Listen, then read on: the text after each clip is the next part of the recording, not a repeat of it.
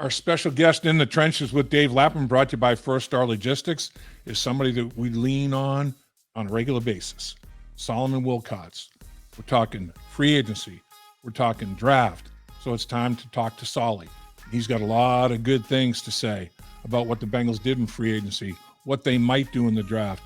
He understands the game, being a former Bengal great player himself and in the broadcast world for a long time. He knows this league. He knows it as well as just about anybody. Solomon Wilcots knows of what he speaks.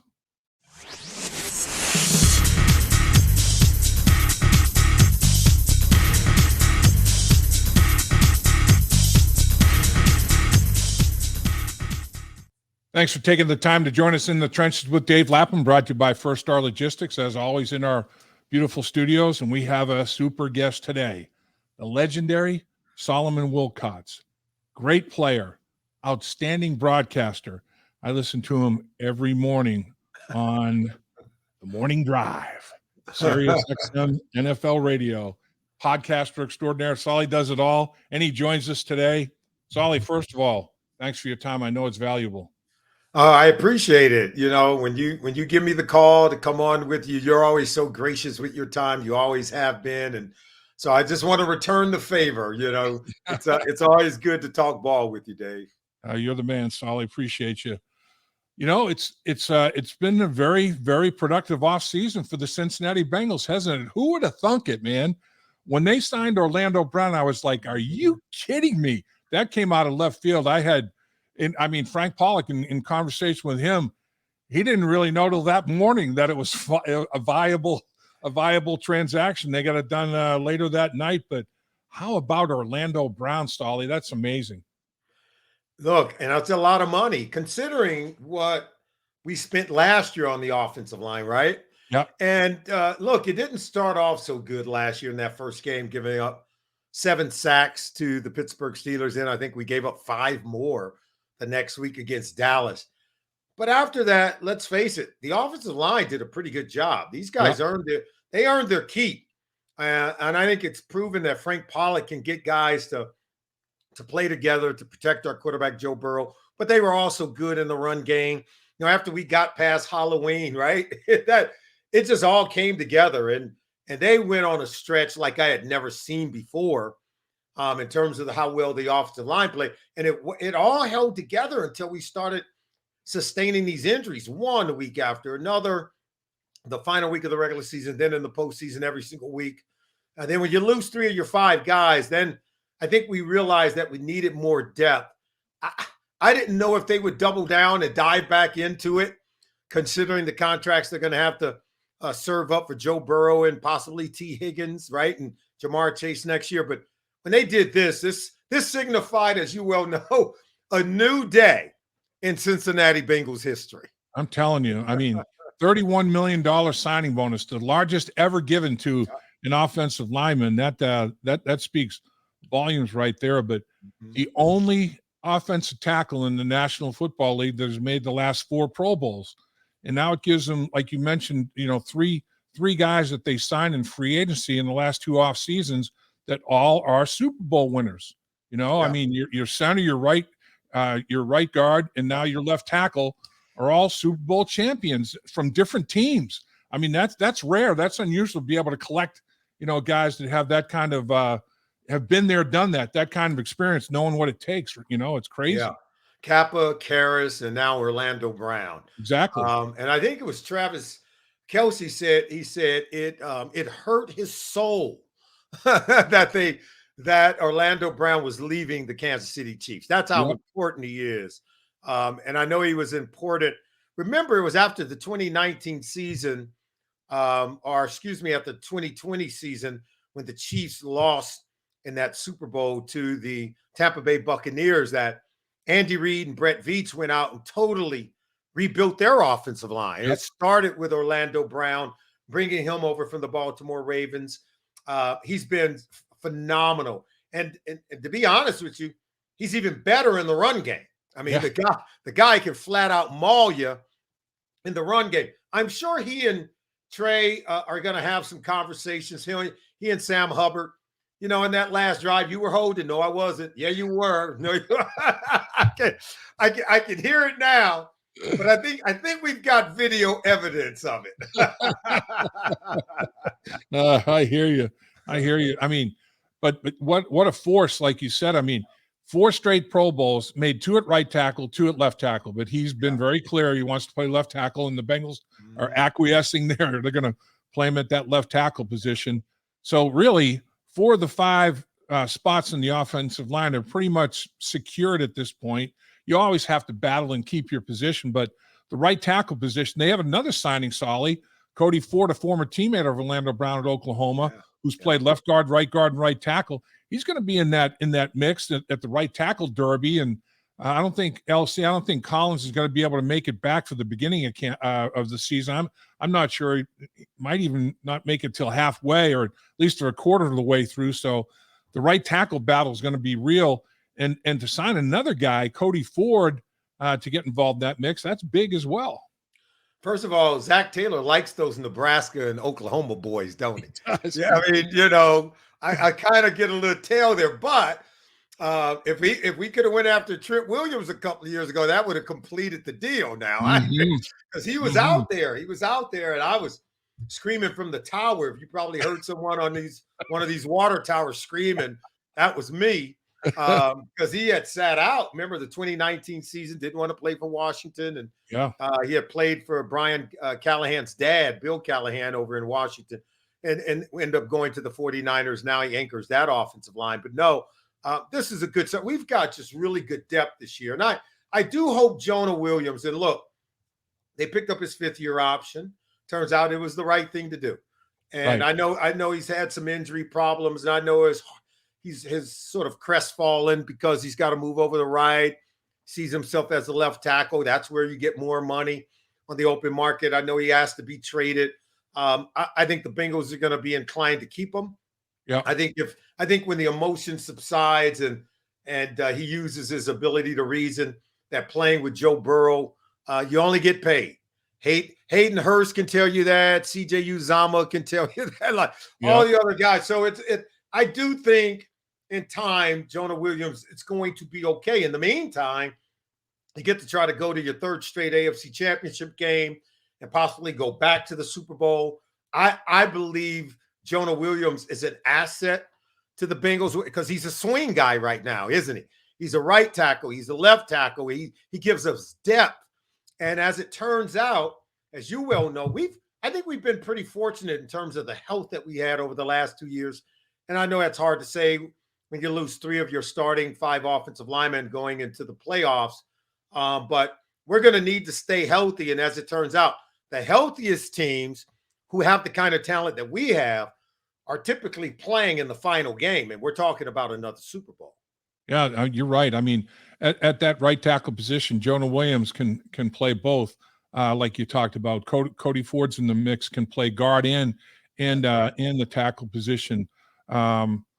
Jackson Carman is a swing tackle. He's played both. He'll maybe be competing at that right tackle position. Hakeem Adeniji has played everything. They've got depth. They have some position versatility, some position depth with that offensive line. There's no question those signings were huge, and a commitment to put up as solid a wall, a barrier of protection as you can for number 9. You want to get that deal done and get him there, but you want to protect him as well.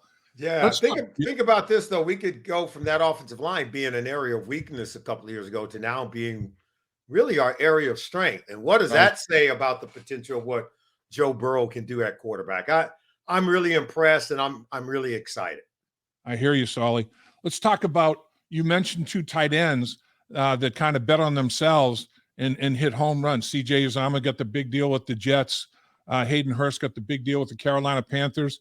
Here comes Irv Smith Jr., and now here's another tight end for Coach Casey to develop and see what goes. What do you think of Irv Smith Jr., Solly? I loved him since he came into the league with the Minnesota Vikings. He's a guy that's gotten better and better each year. Then ran into some injury problems. The Vikings made a trade. They had a change in head coaching staff when Kevin O'Connell came over from the Rams. And then they made the trade for TJ Hawkinson, which really surprised me that Detroit would trade him inside of the division. And Hockenson is a former first-round pick, and I think it was just time for Irv Smith Jr. to move on. Now, listen, just because a player is available doesn't mean that guy isn't a player. Right. I mean, think of how we got Hayden Hurst last year, and we found out that Duke Tobin and Zach, they do a really good job of vetting players and kind of understanding who's going to be a good fit, what they bring to the table. I still think we might have an opportunity to take a tight end in the first round.